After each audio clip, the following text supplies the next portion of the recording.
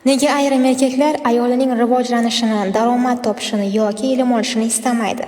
Ko'pchilik buni rashk yoki taqiq deb o'ylaydi. Aslida esa ba'zan buning ortida qo'rquv yotadi. Ayrim erkaklar nazarida ayoli pul topsa, uni mensimay qo'yadi deb o'ylaydi. Ilm olsa, menga bo'ysunmaydi, mustaqil bo'lsa, bir kun tashlab ketadi deb o'ylaydi. Lekin muammo ayolning ilmida yoki daromadida emas, muammo ishonchsizlik va qo'rquvda.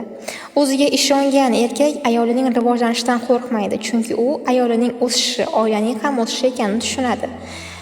Ilm faqat diplom yoki kasb emas, haqiqiy ilm ayolga oilaning qadrini, er-xotin huquq va mas'uliyatini, farzand tarbiyasini, sog'lom munosabat qurishni va eng asosiysi jannatiy ayol bo'lishni ham o'rgatadi. Ilmli ayol oilani buzmaydi, aksincha, uni yanada mustahkam va baxtli qiladi. Ammo ijtimoiy tarmoqdagi chiroyli, lekin haqiqatni aks ettirmaydigan xayollarga aldanib, bilim va tafakkursiz qaror qabul qilgan ayrim ayollar men ham ajrassam shunday baxtli yashayman degan xulosaga kelib, keyinchalik afsuslanadigan qarorlarni chiqarishi mumkin. Sizningcha, ayolingizni ilm olishi yoki ishlashi foydalimi yoki zararli? Fikringizni izohlarda yozib qoldiring.